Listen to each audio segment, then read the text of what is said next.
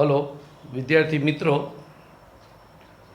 પૂજા વિદ્યાલય online teaching programme અંતર્ગત ધોરણ 11 અને 12માં આપનું સ્વાગત છે। આજે આપણે ધોરણ 11 અને 12માં અંગ્રેજી વિષયમાં એક નવો ટૉપિક રિસ્પોન્ડ ટુ ધ સેન્ટેન્સીસનો અભ્યાસ કરીશું। ધોરણ 11માં સાયન્સ અને કોમર્સમાં આ ટૉપિકના 2 માર્ક્સ છે, પહેલી પરીક્ષામાં, બીજી પરીક્ષામાં અને વાર્ષિક પરીક્ષામાં 3 માર્ક્સ।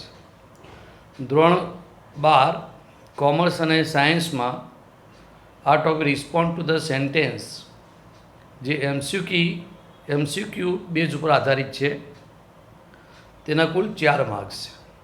માટે મિત્રો આ ટૉપિક ખૂબ જ મહત્ત્વનો છે। ધોરણ 10માં તમે આ ટૉપિકનો લગભગ અભ્યાસ કર્યો છે। જો તમને યાદ હોય તો કમ્પ્લીટ ધ ડાયલોગમાં આ ટૉપિક આવતો હતો, તેનું ટાઇટલ કમ્પ્લીટ ધ ડાયલોગ હતું। અહીંયા ટાઇટલનું નામ થોડું અલગ છે। કમ્પ્લીટ ધ ડાયલોગમાં મિત્રો તમારે 2 વ્યક્તિ વચ્ચેનો સંવાદ આપેલો હતો અને આપણે કૌંસમાં જે ફંક્શનનું નામ આપ્યું તે ફંક્શનના આધારે તમે જવાબ લખતા હતા।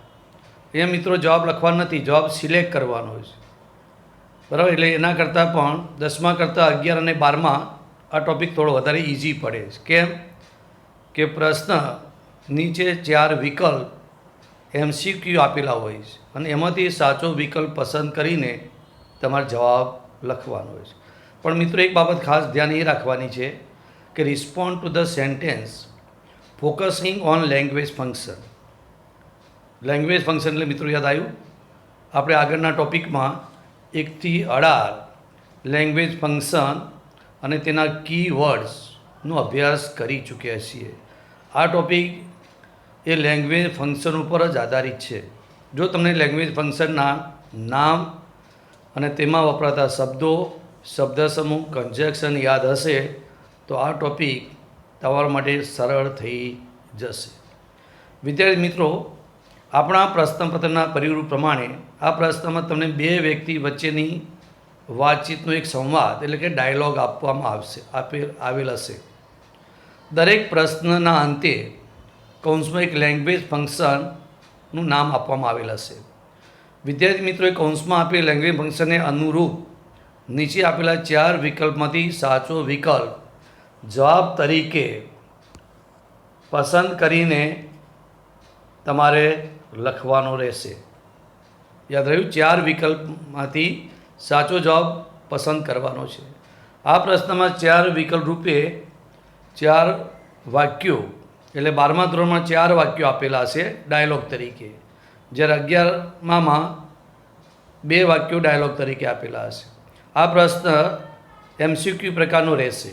આ પ્રશ્નનો જવાબ માટે અગાઉ શીખી ગયેલા આઇડેન્ટિફિકેશન ઓફ ફંક્શન એટલે કે લેંગ્વેજ ફંક્શનના અલગ અલગ ફંક્શન અને લેંગ્વેજ એલિમેન્ટ્સ એટલે કે કીવર્ડ્સનો અભ્યાસ કરવો જરૂરી છે। યાદ રહ્યું મિત્રો, એટલે લેંગ્વેજ ફંક્શન તમને આવડતું હશે તો આમાં કોઈ તકલીફ પડવાની નથી। મિત્રો, આપેલ વાતચીતના વાક્ય સંવાદને બરાબર વાંચીને સમજો। કૌંસમાં આપેલ લેંગ્વેજ ફંક્શન કયું છે તે જુઓ, તે ફંક્શનની વાક્યરચના યાદ કરો, વાક્યના કાળ વિશે વિચારો અને પછી ફંક્શનનો યોગ્ય રીતે ઉપયોગ દર્શાવતા વાક્યોને જવાબ તરીકે વિકલ્પમાંથી પસંદ કરીને પૂરા વાક્યમાં જવાબ લખો। મિત્રો, થોડી પ્રેક્ટિસ વડે આ ટૉપિકમાં પૂરા માર્ક્સ મેળવી શકો છો। માટે ચાલો પરીક્ષામાં જે એક્ઝામ્પલ પૂછાય છે તેનો અભ્યાસ કરીએ। એક્ઝામ્પલ મિત્રો તમને ઇન્સ્ટ્રક્શન આપેલી હશે, select the most appropriate response to the sentence to complete the dialogue. યાદ આવ્યું મિત્રો, 10માં આપણે આ રીતે હતું, એક ડાયલોગ હતો, એમાં 2 વાક્યો હતા અને એમાં આપણે જવાબ કૌંસમાં આપેલ લેંગ્વેજ ફંક્શનને આધારે લખતા હતા। અહીં તમને જુઓ, 1 નંબરમાં તમને ડાયલોગ આપેલો છે, કૃષ્ણા અને દિયા વચ્ચેની વાતચીત છે। કૃષ્ણાએ સવાલ કર્યો છે, દિયા એનો જવાબ આપશે, પણ જવાબ માટે બ્રેકેટમાં તમને ફંક્શનનું નામ આપ્યું છે શોઈંગ રિઝલ્ટ. નીચે ABCD 4 વિકલ્પ આપેલા છે, એમાં એક જવાબ સાચો છે અને 3 જવાબ ખોટા છે. સાચો જવાબ તમારે પસંદ કરવાનો હોય છે. પણ મિત્રો યાદ રાખો, ઘણા વિદ્યાર્થીઓ આ સવાલનું ટ્રાન્સલેશન કરે છે અને ટ્રાન્સલેશન કર્યા પછી ABCDમાંથી સાચો વિકલ્પ પસંદ કરવા માટે પ્રયત્ન કરે છે. તો ઘણીવાર એવું બી બને મિત્રો કે પ્રશ્નનું તમે ટ્રાન્સલેશન કરો તો એમાં જવાબ એક કરતાં વધારે તમને સાચા લાગશે. પણ બ્રેકેટમાં આપેલું જે ફંક્શન છે એ ફંક્શનના કીવર્ડ્સ, કન્જેક્શન, શબ્દ સમજો તમને યાદ હોય તો તમે સીધો રાઈટ આન્સર ચૂઝ કરી શકો છો. આ સૌથી સીધી પદ્ધતિ છે. તમે ટ્રાન્સલેશનમાં ગયા વગર જ કૌંસમાં આપેલ ફંક્શન અને તેના લગતા જે શબ્દો છે, કન્જેક્શન છે, કીવર્ડ્સ, જો તમને યાદ હોય તો તમે સીધો જવાબ સહેલાઈથી પસંદ કરી શકો છો. ખ્યાલ આવ્યો મિત્રો? જોઈ લો, પેલું એક્ઝામ આપણે જોઈએ. Krishna said, why don't you join the party? Why don't you join the party? કૃષ્ણાએ દિયાને કહ્યું કે તું પાર્ટીમાં કેમ જોડાતી નથી? દિયા સેડ, દિયાનો જવાબ આપે છે. આ જવાબ નીચે ABCDમાં તમને આપેલા છે, પણ બ્રેકેટમાં તમને આપ્યું શોઈંગ રિઝલ્ટ. હવે મિત્રો જવાબની વાત આપણે કરીએ તો જવાબમાં એમાં આપ્યું છે I can't join the party because I have been ill. હું પાર્ટી જોઈન કરી શક્યો નહીં કારણ કે હું બીમાર છું. બીમાં answer I am too tired to join the party. હું એટલો બધો થાકેલો છું કે પાર્ટી જોઈન કરી શકું તેમ નથી. સીમાં આપ્યું if you invite me I can join the party. જો તમે મને આમંત્રણ આપશો તો હું પાર્ટી જોઈન કરી શકીશ. અને ડીમાં તમને આપ્યું છે I had better join the party. મારે પાર્ટીમાં જોઈન થવું એ સૌથી વધારે સારી બાબત છે. આ 4 વિકલ્પ છે મિત્રો. હવે તમને લાગશે કે જે સવાલ છે એનું ટ્રાન્સલેશન કરીએ તો ઘણા જવાબ તમને લાગે, પણ બધા જવાબ કંઈ સાચા નથી મિત્રો. એક જ જવાબ સાચો છે, 3 જવાબ ખોટા છે. હવે પહેલો આપણે એ જોઈએ. આઈ can't join the party because. હવે મેં કીધું બિકોઝ આપ્યું છે એટલે કયું ફંક્શન થયું? ફંક્શનના સંદર્ભમાં તમારા મિત્રો વિચારવાનું છે, ટ્રાન્સલેશન નહીં. શોઈંગ રિઝલ્ટ છે એટલે પરિણામ દર્શાવતું જ ફંક્શનવાળું વાક્ય તમારે સિલેક્ટ કરવાનું આવે.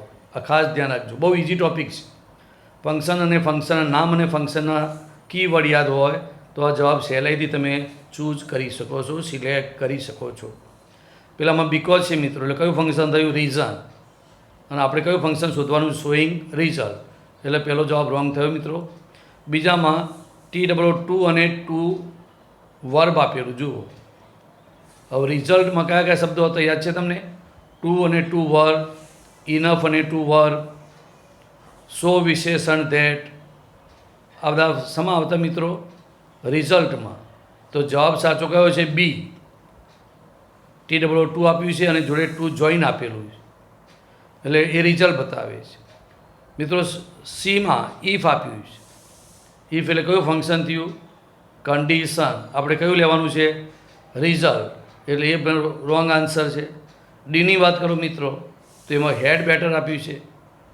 હેડ બેટર મિત્રો કયા ફંક્શનમાં આવે છે? સજેશન અથવા એડવાઇસમાં. એટલે તમારે ફંક્શન વિચારીને જવાબ સિલેક્ટ કરો, બરાબર? તો દિયા જવાબમાં શું કીધું? Showing result. તો આન્સર જો નીચે આપ્યો છે તમને B, I am too tired to join the party. એટલે આ રીતે તમારે આન્સર લખવાનો હોય છે. 12મા ધોરણમાં આ ટૉપિક 4 માર્ક્સનો છે, 11મામાં 2 માર્ક્સનો છે, બરાબર? પણ ઘણા વિદ્યાર્થીઓ જવાબ તરીકે માત્ર બી લખી દે છે તો એના માર્ક્સ મિત્રો મળે નહીં, બરાબર? એટલે તમારે ક્વેશ્ચન નંબર લખવા નંબર 1 બી કરવાનું અને જે આન્સર છે એ આન્સરનું આખું વાક્ય તમારે લખવું ફરજિયાત છે. એટલે B, I am too tired to join the party. આ એક્ઝામ્પલ છે પરીક્ષાને લગતું. પરીક્ષામાં આ રીતે પૂછાશે. MCQ પ્રકારનો આ સવાલ છે, બહુ ઇઝી સવાલ છે, પણ લેંગ્વેજ ફંક્શનના કીવર્ડ યાદ હોય તો તમારે કોઈ ચિંતા કરવાની જરૂર નથી. બીજું જોઈએ મિત્રો એક્ઝામ્પલ નંબર 2. એમાં મિત્રો તમારે આપ્યું છે Farhan said, "It was my bad luck that I lost the match by a little margin." Hardeep said, dash dash dash condition in past. કયું ફંક્શન થયું મિત્રો? હા, કન્ડિશન ઇન પાસ્ટ. હવે આન્સર જોઈ લો મિત્રો. A B C D ચાર વિકલ્પ છે. If you practise more you could win it. બોલો મિત્રો, કયું ફંક્શન? ઇફ એટલે કયું થયું? યાદ આવે છે? કન્ડિશન. આપણે કયું શોધવાનું? કન્ડિશન ઇન પાસ્ટ, એટલે રોંગ આન્સર થયો. બીમાં however hard I practised I couldn't win it. આમાં કયો શબ્દ મિત્રો આવી ગયો તમારે? હા, કયો શબ્દ છે? How ever. હાઉ એવર કયા ફંક્શનમાં આવે? કોન્ટ્રાસ્ટ. આપણે કયું લેવાનું છે? કન્ડિશન પાસ્ટ, એટલે રોંગ થયો. સીની વાત કરો. I lose the match because of my carelessness. બોલો મિત્રો, આમાં બિકોઝ ઓફ આવ્યું. બિકોઝ ઓફ છે ને, કયું ફંક્શન થયું? રીઝન, એટલે આ પણ રોંગ થયો. લાસ્ટ વિકલ્પ D, had you met me I would have told you. હેડથી શરૂ થતું વાક્ય અને આપ્યું છે તમને હેડ અને જોડે વુડ હેવ ટોલ. મિત્રો, ઇફ અને હેડ આવે, અનલેસ અને હેડ આવે, હેડથી શરૂ થતું વાક્ય હોય, સાથે પરફેક્ટ મોડલ ઓક્ઝિલરી વાક્ય હોય તો એ કન્ડિશન પાસ્ટ બતાવે છે. તો એનો આન્સર મિત્રો કયો થયો જોઈ લો? D, had you met me I would have told you. થયું? તો આ રીતે તમારે જવાબ સિલેક્ટ કરીને લખવાના હોય છે. પણ જો તમે ટ્રાન્સલેશન કરશો તો તમને એક કરતાં વધુ જવાબ સાચા લાગશે. એટલે જે બ્રેકેટમાં ફંક્શન આપ્યું છે એ ફંક્શનના કીવર્ડ્સને આધારે જ તમે જવાબ સિલેક્ટ કરશો તો કોઈ તકલીફ પડવાની નથી. આ ખાસ ધ્યાન રાખશો. આગળ મિત્રો વાત કરીએ. Example number 3. A student said, how can I get mastery over grammar. How can I get mastery over grammar? A teacher said, offering suggestion. હવે સ્ટુડન્ટ સવાલ કરે છે કે ભાઈ ગ્રામરમાં મારે માસ્ટરી કેવી રીતે મેળવી શકું? ટીચરે તેનો જવાબ આપ્યો છે, પણ જવાબ કેટલા છે? A B C D 4 answer છે. 4માં 3 ખોટા અને 1 જ સાચો છે. કયું ફંક્શન છે? Offering suggestion. હવે તમે જો ટ્રાન્સલેશન કરીને જવાબ મેળવશો તો ઘણા જવાબ સાચા લાગશે. જોઈ લો. You can solve exercise again to improve your grammar. તમને આમ તો ગુજરાતી કરો તો સાચું લાગે, ભાઈ ગ્રામરમાં સુધારો કરવા માટે તમારે વારંવાર તમે પ્રેક્ટિસ કરી શકો છો. You must take help of your friend. Grammar ઉપર માસ્ટર તમારા મિત્રોની મદદ લેવી જોઈએ. You should read grammar book.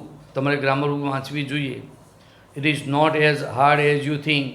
તમને જેટલું વિચારો છે એટલું ગ્રામર ઉપર માસ્ટરી મેળવી મુશ્કેલ નથી. આ બધાને ગુજરાતી ટ્રાન્સલેશન થાય છે. બરાબર? એટલે કે હવે તમારે ફંક્શન વિચારવાનું. તો એ ફંક્શન તમારા મિત્રો ઓફરિંગ સજેશન કીધું છે. હવે પહેલાંમાં જુઓ, ટુ ઇમ્પ્રૂવ યોર ગ્રામર. કયું ફંક્શન થયું? તો to work with a view to in order to શમાં આવે? તમારે પર્પઝ, એટલે રોંગ આન્સર થયો. બીજામાં મિત્રો તમને મસ્ટ આપ્યું છે. મસ્ટ શમાં આવે? કમ્પલ્સન, ફરજિયાતપણું, એટલે આ તમારો રોંગ આન્સર થયો. ત્રીજામાં મિત્રો શુડ આપ્યું છે. હવે શુડમાં મિત્રો ઓફરિંગ સજેશન. સજેશનમાં કેટલા શબ્દો હતા? કીવર્ડ. એમાં 3 શબ્દો યાદ આવે છે? એક શુડ હતું, બીજું ઓટ ટુ અને ત્રીજું હેડ બેટર. તો એ શુડ આપ્યું એટલે રાઈટ આન્સર થાય તમારે સી. ડીમાં મિત્રો જુઓ, એઝ અને એજ આપ્યું છે એટલે કયું ફંક્શન થયું? આ ડિગ્રી થઈ. આપણે ડિગ્રી માગી નથી એટલે ડિગ્રીનું વાક્ય સિલેક્ટ કરવાનું ના આવે. એટલે રાઈટ આન્સર કયો થયો? C, you should read grammar book. ખ્યાલ આવે મિત્રો કઈ રીતે આપણે જવાબ સિલેક્ટ કરીએ છીએ? હા, ચોથા વાક્યની વાત કરીએ મિત્રો. Salesman said dash dash dash showing alternative choice. Mrs. Mehta said, "You are right. It is amazing. હવે આમાં શું થયું મિત્રો, બોલનાર જે વ્યક્તિ છે એમાં આપણે લેંગ્વેજ ફંક્શન આપેલું છે અને સાંભળનાર વ્યક્તિ એનો આન્સર આપેલો છે. ઉપરના 3 એક્ઝામ્પલ એવા હતા કે બોલનાર વ્યક્તિ સવાલ કરતો હતો અને નીચેની સાંભળનાર વ્યક્તિનો જવાબ આપતો હતો. આ નથી ઉલટું થયું, પણ આપણે તો ફંક્શન ઉપર જ જવાનું છે, ફંક્શન ઉપરથી જ જવાબ નક્કી કરવાનો છે. Showing alternate choice. હવે ઓલ્ટરનેટ ચોઇસમાં યાદ આવે તમને કયા કયા 2 શબ્દો જ હતા મિત્રો, જો તમને યાદ હોય તો, આઈધર વોર અને નાઈધર નો. બરાબર ને? હવે તો આપણે એના ઓપ્શન જોઈએ. You can use this device either at home or at office. Either or આવી ગયું મિત્રો, જવાબ સાચો થઈ ગયો ઓલ્ટરનેટ ચોઇસ માટે. બીમાં ઇટ ઇઝ ઇન્ટરેસ્ટિંગ ગેજેટ. આ એડજેક્ટ વિશેષણ છે, નામના અર્થમાં વધારો કરે, આમાં કોઈ ચોઇસ નથી એટલે રોંગ આન્સર છે. સીમાં આઈ સજેસ્ટ યુ શુડ, આમાં શુડ આવ્યું મિત્રો એટલે ઓફરિંગ સજેશન થઈ ગયું. ડીમાં મિત્રો don't you think it is as good as you wish, આમાં મિત્રો એઝ ગુડ એઝ એટલે એઝ વિશેષણ એઝ એટલે ડિગ્રી થઈ એટલે કમ્પેરિંગ થઈ ગયું. એટલે સાચો આન્સર કયો થયો શોઈંગ ઓલ્ટરનેટ ચોઇસ માટે? તો આન્સર તમારે આવશે A. You can use the device either at home or at office. ખ્યાલ આવે છે? બહુ ઇઝી ટોપિક મિત્રો, પણ તમારે મેં તમને કહ્યું તે પ્રમાણે આ respond to the sentence focusing on the function A topic total language function ઉપર જ આધારિત છે.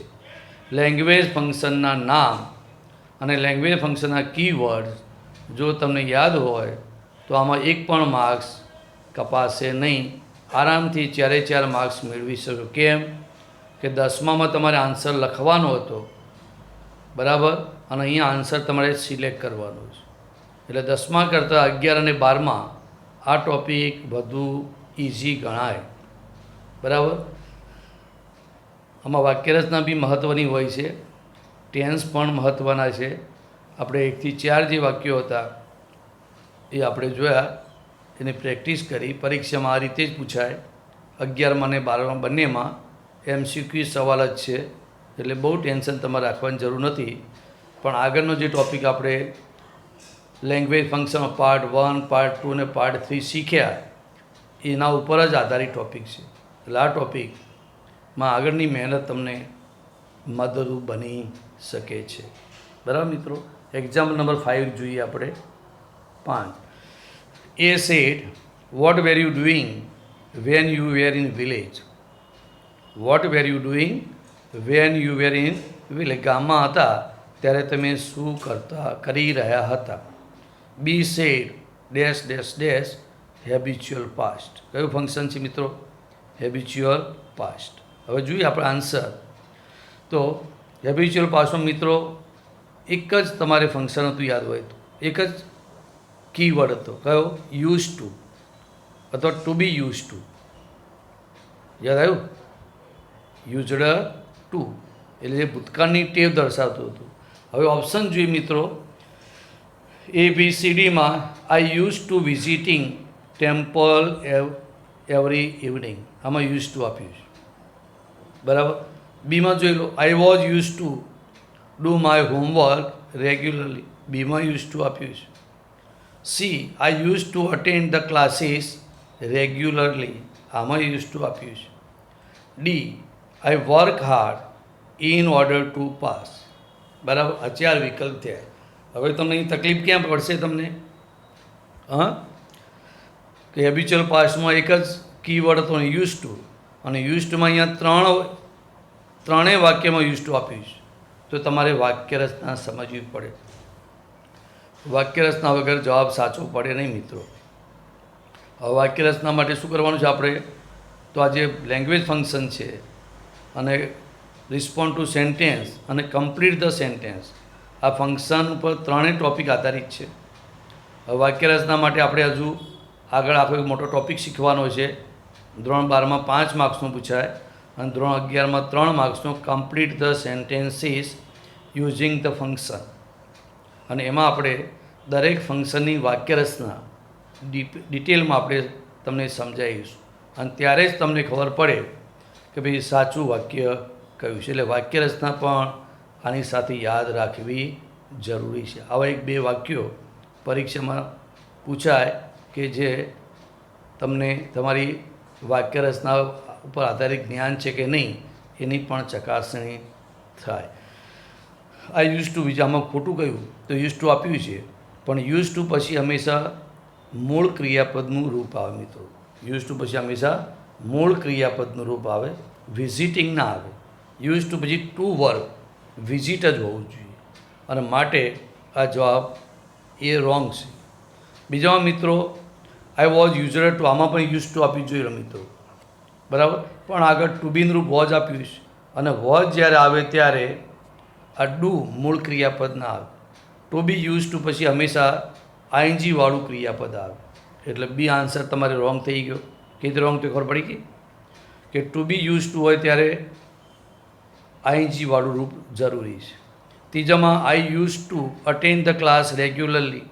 યુઝ ટુ પછી હંમેશા મિત્રો ટુ વગરનું મૂળ ક્રિયાપદનું રૂપ આવે, એટલે વી વન, અને માટે તમારો આન્સર સી એ જવાબ તમારો સાચો છે. આ use to attend the class regular. ડીમાં મિત્રો ઇન ઓર્ડર ટુ આપ્યું જોઈ લો. ઇન ઓર્ડર ટુ કયું ફંક્શન થયું? પર્પઝ, એટલે તો ટોટલ રોંગ છે. ખ્યાલ આવી ગયો? સમજાય છે ને? યુઝ ટુ 3 હતા પણ સાચો જવાબ આપણે કઈ રીતે સિલેક્ટ કર્યો તો વાક્ય રચનાને આધારે. એટલે આવા પણ વાક્યો પરીક્ષામાં ડિફિકલ્ટ વાક્યો આ રીતે પૂછી શકાય. બધા કે વાક્યો બહુ ઇઝી ન હોય, એક બે વાક્યો આ રીતે પણ તમારે ટેન્સ આધારિત વાક્ય રચના આધારિત પણ ઓપ્શન આપેલા હોય તો સાચો જવાબ સિલેક્ટ કરવા માટે વાક્ય રચના સમજવી પડે અને પછી સાચો જવાબ તમે સિલેક્ટ કરી શકો મિત્રો. ખ્યાલ આવી ગયો? માટે આન્સર શું થયો? C, I user two attend the classes regularly. ભૂતકાળમાં હું ક્લાસ નિયમિતપણે અટેન્ડ કરવા માટે ટેવાયેલો હતો. આમાં ટ્રાન્સલેશન કામ ના લાગે. તમને એવું લાગે સાહેબ ટ્રાન્સલેશન કરીએ તો વાક્ય રચના ઉપર આધારિત છે, એટલે વાક્ય રચના મેઇન છે આમાં. ખ્યાલ આવી ગયો? તો તમારે આ રીતે જ બધા ટૉપિકના આન્સર સિલેક્ટ કરવાના હોય. હજુ જોઈએ આગળ. મેં તમને એટલા માટે એક્ઝામ્પલ આપ્યું છે કે ડિફિકલ્ટ વાક્યો આ રીતે પૂછી શકાય. આગળના 4 વાક્યો તમને સહેલા લાગ્યા કેમ કે સીધું ફંક્શનનું નામ જ આપ્યું હતું. અહીં મેં તમને વાક્ય રચના તમારી તપાસવાનો પ્રયત્ન કર્યો છે કે તમે સાચું વાક્ય રચનાનું ધ્યાન ધરાવો છો કે નહીં, એના ઉપર આ આધારિત હતો. છઠ્ઠું એક્ઝામ્પલ મિત્રો જોઈએ આપણે. Damini said, why did you run fast? Why did you run fast? Maitri said, showing purpose. શું છે પર્પઝ? એટલે હેતુ. હેતુ દર્શાવતા કીવર્ડ્સ યાદ કરો તો યાદ આવે છે? હા, હેતુ આધારિત કયા કયા છે? હા, હેતુ આધારિત જોઈ લો. વિથ એ વ્યૂ ટુ આવે, ઇન ઓર્ડર ટુ આવે, સો દેટ આવે, ઇન ઓર્ડર દેટ આવે, ટુ વર્બ આવે છે, વિથ એ વ્યૂ ટુ આવે છે. આ 5 પ્રકારના કીવર્ડ્સ આપણે લેંગ્વેજ ફંક્શનમાં ભણી ગયા છે. એનો ઉપયોગ આપણે અહીંયા જોવાનો છે, બરાબર. છઠ્ઠા વાક્યના વિકલ્પ આપણે વિચારીએ તો 4 વિકલ્પ. I ran fast in order to catching the train. એમાં ઇન ઓર્ડર ટુ આવ્યું, બરાબર, એટલે તમને લાગે જવાબ સાચો, પણ આ પણ વાક્ય રચના ઉપર આધારિત છે. I ran fast so that I could catch the train. આમાં સો દેટ આવ્યું મિત્રો, એટલે તમને લાગે પર્પઝ છે. સીમાં I ran fast but I miss the train. આમાં મિત્રો બટ છે એટલે કોન્ટ્રાસ્ટ થયું, એટલે આ તો ટોટલ રોંગ આન્સર થઈ ગયો. ડીમાં મિત્રો I ran fast with a view to catch the train. ત્રીજામાં તમને વિથ એ વ્યૂ ટુ આવ્યું એટલે તમને લાગે આ પર્પઝ જ છે. ઉપરના વાક્યની માફક અહીંયા પણ 3 કીવર્ડનો ઉપયોગ થયો છે.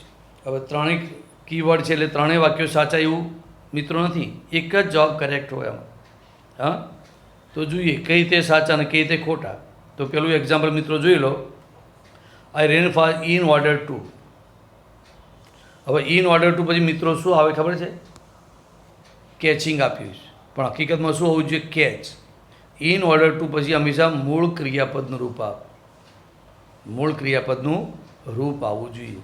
એટલે આન્સર તમારે રોંગ થયો. ઇન ઓર્ડર ટુ કેચ હોય તો આન્સર કરેક્ટ થાય, પણ કેચિંગ છે માટે આન્સર ખોટો છે. બીમાં મિત્રો I ran fast, so that આવ્યું છે.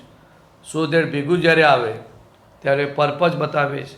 રેન ભૂતકાળ છે, પાછળ કુડ, એ બી કરેક્ટ છે. એટલે આનો સાચો આન્સર છે તમારે સો ધેટવાળું વાક્ય બી. ત્રીજું મિત્રો સી, એમાં મિત્રો બર્ડ છે. બર્ડ એટલે ટોટલ કોન્ટ્રાસ્ટ થઈ ગયું, એ તો ફંક્શન પર્પઝ કહેવાય નહીં, એટલે આ રોંગ થયું. ડીમાં મિત્રો વિથ એ વ્યૂ ટુ આપ્યું છે. આ એ પર્પઝ લાગે છે, પણ વિથ એ વ્યૂ ટુ પછી મિત્રો હંમેશા આઈએનજીવાળું રૂપ ફરજિયાત હોવું જોઈએ, પણ અહીંયા ટુ વગરનું મૂળ ક્રિયાપદ આપ્યું છે. એટલે વિથ એ વ્યૂ ટુ પછી કેચિંગ હોવું જોઈએ, એની જગ્યાએ કેચ આપ્યું છે, એટલે આ બી રોંગ આન્સર થયો. એટલે જ્યારે ફંક્શન પૂછ્યા હોય અને ફંક્શન પ્રમાણે તમને અલગ અલગ જ્યારે ઓપ્શન આપેલા હોય અને એમાં એક કરતાં વધુ કીવર્ડ હોય તો મિત્રો વાક્યરચના સમજવી જરૂરી છે. માટે આમાં આન્સર તમારે સાચો શું થયો? B. I ran fast so that I could catch the train. આ એનો કરેક્ટ આન્સર થયો. ખ્યાલ આવે છે ને કઈ રીતે જવાબ સિલેક્ટ કરવાના? હા, જવાબ સિલેક્ટ કરવા માટે મેં તમને કહ્યું પહેલાં લેંગ્વેજ ફંક્શનના નામ અને તેના કીવર્ડ્સ, ત્યાર પછી ટેન્સ, અને ત્યાર પછી એની સેન્ટન્સ પેટર્ન એટલે કે વાક્ય રચના એ પણ યાદ રાખવી જરૂરી છે. બરાબર? એટલે આ પ્રમાણે તમારે તૈયારી રાખવી પડશે.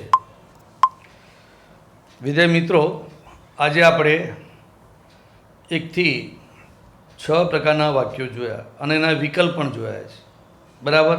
હવે થોડાક તમને કોઈ તકલીફ પડે તો લેંગ્વેજ ફંક્શન અને તેના કીવર્ડ યાદ કરી લો. બરાબર છે? અને આની પ્રેક્ટિસ આપણે આગળના લેક્ચરમાં કરીશું. આ પાર્ટ 1 છે. બરાબર? 1 થી 6 પ્રકારના વાક્યો, તેના ઓપ્શન, તેના જવાબ કઈ રીતે સિલેક્ટ કરવા, બરાબર, એ મેં તમને શીખવાડ્યું છે. અને આમાં પ્રેક્ટિસ કરવી જરૂરી છે. અને માટે આજે આપણે રિસ્પોન્ડ ટુ ધ સેન્ટેન્સ ટોપિકમાં જે ફંક્શન ઉપર આધારિત છે એમાં તમારે જવાબ કઈ રીતે સિલેક્ટ કરવા એ વિશે શીખ્યા છીએ. વાક્યરચના યાદ રાખવી, કીવર્ડ યાદ રાખવા. ત્યાર પછી નેક્સ્ટ લેક્ચરમાં આપણે બીજા થોડાક એક્ઝામ્પલ રિસ્પોન્ડ ટુ ધ સેન્ટેન્સના જોઈશું અને જવાબ કઈ રીતે સિલેક્ટ કરવા એ પણ તમને શીખવાડીશું. અને ત્યાર પછી થોડી પ્રેક્ટિસ માટે એક્ઝામ્પલ આપીશું અને એના આધારે આપણે આ ટૉપિક માટે વધુ સારી પ્રેક્ટિસ કરીને પૂરા માર્ક્સ મેળવી શકીએ એ માટે આપણે પ્રયત્ન કરવાનો છે. બરાબર છે? એટલે આજે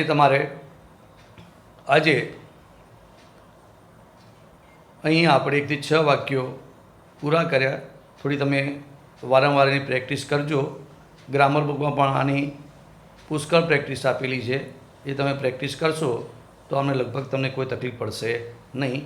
આગળ પાર્ટ 2માં રિસ્પોન્ડ ટુ સેન્ટેન્સના પાર્ટ 2માં આપણે થોડોક વધુ અભ્યાસ કરીશું. બસ મિત્રો, આજે આટલું જ અહીં આપણે સ્ટોપ કરીએ છીએ. Thank you so much. C you again.